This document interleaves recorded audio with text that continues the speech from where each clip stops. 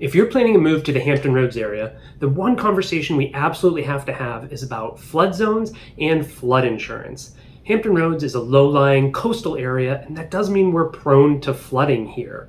And this could drastically affect your ability to buy a home in the area and affect where you want to live within Hampton Roads. My name's David Tortellini. I'm with eXp Realty. Stick around and we'll get right to it.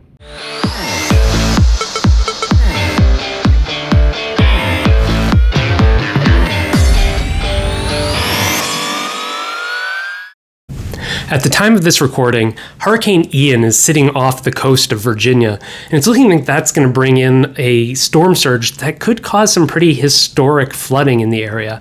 So the timing of this video isn't by mistake. And that's why it's important that when you're working with an agent here in Hampton Roads, that they have the ability to be able to check every single property that you look at to see if it's in a flood zone. A lot of the more popular areas in Hampton Roads are in flood zones, so it's really important that you check each one. We're very fortunate that the flood maps are actually integrated directly into our MLS. So even just while we're out and about showing properties, we're able to pull up any home and then check it directly against the flood maps to see if it does require flood insurance with a great deal of accuracy. So let's start by doing that.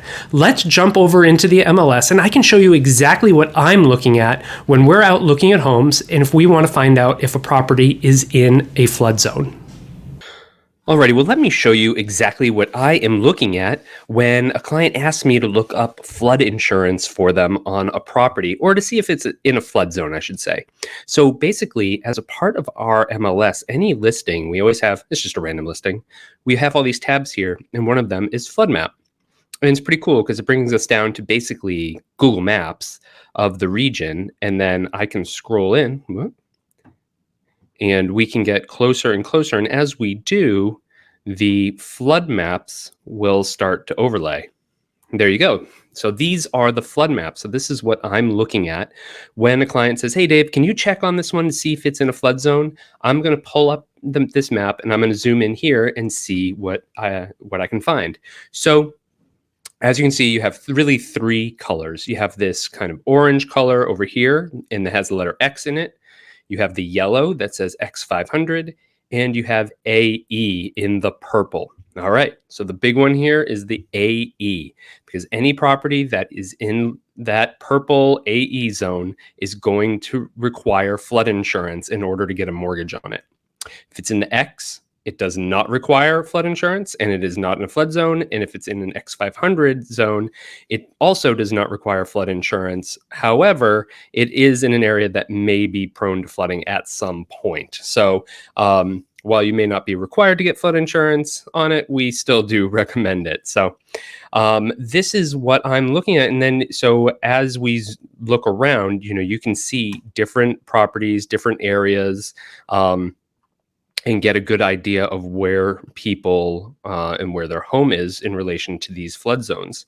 So what's interesting is we'll also run into properties that cross zones. So it's actually really neat because you can see the house itself, and it's pretty accurate. So I'll say this right now. This is pretty accurate, but it's always best to go speak with your lender about whether or not a property will require flood insurance. It should pull up in their system. They have a system that generally tells you whether or not a home requires flood insurance.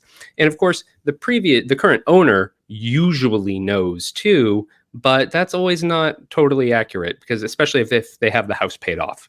So we can see a property like this one right here, where the structure itself is half in purple and half in yellow. And that tells us this property still does require flood insurance because it is in the structure itself is at least partially in a flood zone.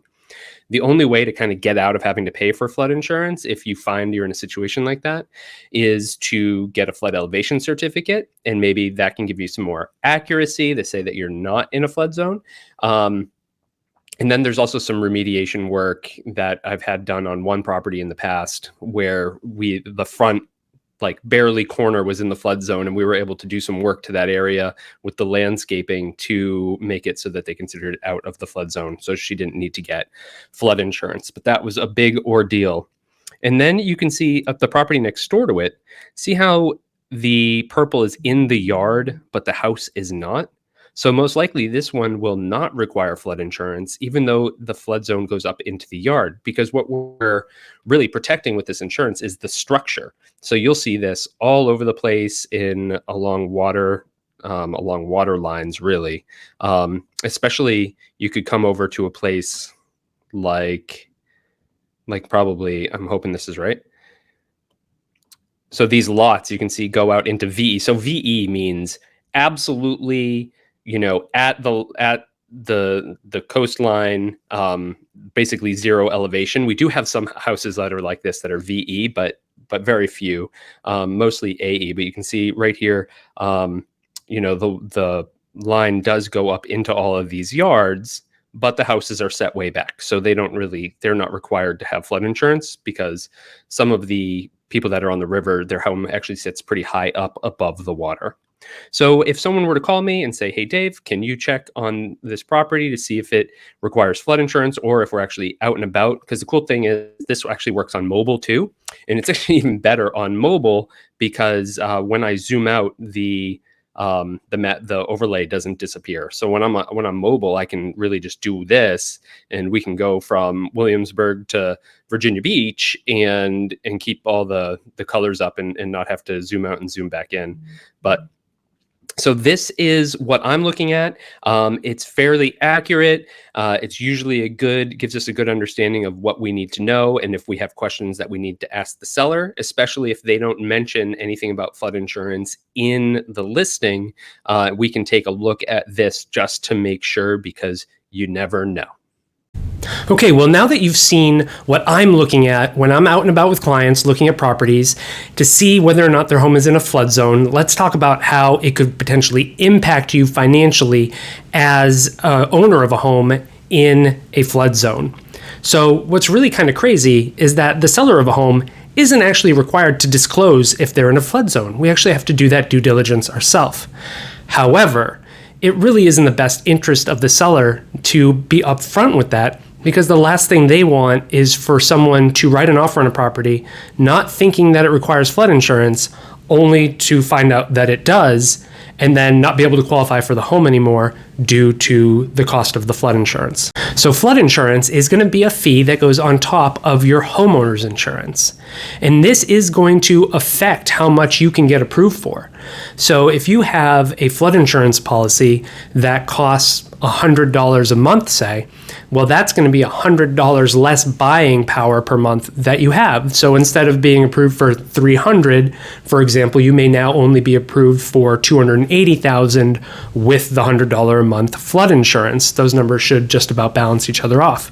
So when you're looking at homes that do require flood insurance, you absolutely need to take the cost of that into effect to determine whether or not, one, you even qualify for the property, but two, if it fits within your budget. So there are a few different ways you can find out how much that flood insurance costs. Now, in most cases, the current homeowner has an insurance policy on the property already, and the good news is that most flood insurance policies are transferable.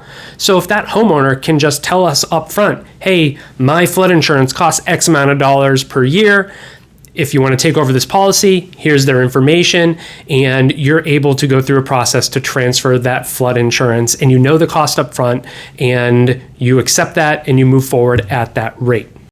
The only exception to this that we see a lot here in Hampton Roads due to our large military population is USAA. So if you have your flood insurance through USAA and the person who's buying your home does not qualify for a USAA account, then that buyer is going to have to go get their own flood policy. Now, with the way that flood insurance works is that all the policy prices are supposed to be the same regardless of the provider. But my experience is that they often do vary from one provider to another, and it's most likely due to the variables that have been entered into the policy. Now, all things being equal, it shouldn't really matter who provides you with your flood insurance policy. The rates should be the same. But still, it's best that you check with your insurance provider to make sure that you're getting the right deductible and coverage amounts to ensure that you are fully protected as a homeowner in a flood zone. Now, one thing to keep in mind is that just because you buy a home that isn't currently in a flood zone doesn't mean that it won't be designated in a flood zone in the future. FEMA redraws the maps periodically, and in the future, it could say, okay, well, you weren't in a flood zone before, but now things have changed and you are, maybe due to sea level rise, erosion, or maybe they just decide to lower the base elevation for anyone who needs to be considered in a flood zone in order to raise the amount of people who are covered by mandatory flood insurance. So there are a lot of reasons it could happen, but if you still have a mortgage on the home at that time, you will be required to get flood insurance. So just because you don't have it now doesn't mean you won't in the future. And so looking at these zones like the X500 that are just outside of a current flood zone, there's probably a good chance that those will be the next areas that are moved into a flood zone in the future. Now, you may be saying to yourself at this point, what's the talk with all the X and X500 and the AE flood zones? I thought it was A through D. Well, that's actually your flood evacuation zones, and that's different. So there is a good deal of overlap between where's required flood insurance and where the flood evacuation zones are, but they definitely don't overlap completely. You could be required to get flood insurance in an area just because there's a pond nearby or a stream that tends to overflow, and that's not necessarily going to make you in an evacuation zone. The evacuation zones are more due to storm surge from things like large hurricanes that are going to bring a lot of water up onto the land and make it so that the entire region is impassable. So you could be in a flood evacuation zone and not be required to have flood insurance, but you could also be required to have flood insurance and not be in a flood evacuation zone. They are different, and it's important that you know both. Now, let's say you decide to buy a home that is in a flood zone.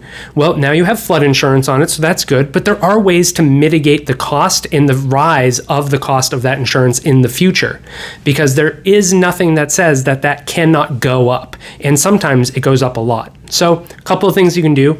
Get those major systems up off the ground. Here locally, that's already been done at most homes that are in a flood zone, but if they haven't, get that AC system up 3, 4, 5 feet off the ground. That'll help ensure that any water that comes through your yard doesn't impact that system. And the other thing you can do are flood vents. So you can add flood vents to your crawl space, since most of the houses in our area are on crawls. If you are on a crawl space, you can add flood vents, and what that does is it allows the water to flow into your crawl and back out. And that might sound counterintuitive, but what they really fear with flooding is the pressure from the water against the foundation block and it causing structural damage. So while we still don't want water in our water in our crawl space, sometimes it's unavoidable. And I'd rather have it go able to move easily back and forth than hit and cause a lot of pressure. And that's what these special flood vents do. You could also do something like add a permeable paver driveway instead of doing a solid concrete driveway. That allows a lot more water absorption into the ground as opposed to pushing it off back against your house. So those are just a few things that you can do as a homeowner in a place that does require flood insurance.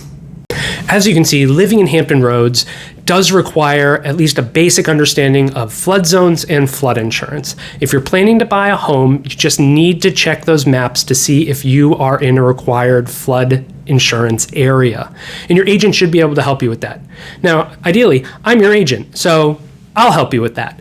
But if you're not working with me, make sure that your agent knows to look those up on every single property that you take a look at.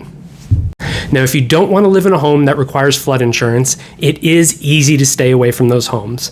The integration of the flood map has made our lives so much easier as agents and being able to show our clients when a home does and does not require flood insurance. But if you decide to live in a home that does require flood insurance, just know that you have checked to make sure you understand the payment and the rate. See if the seller is going to be able to transfer their policy to you if they've got a great policy. And you should be able to move forward as long as it fits in your budget and your loan officer has accounted for the cost in your approval.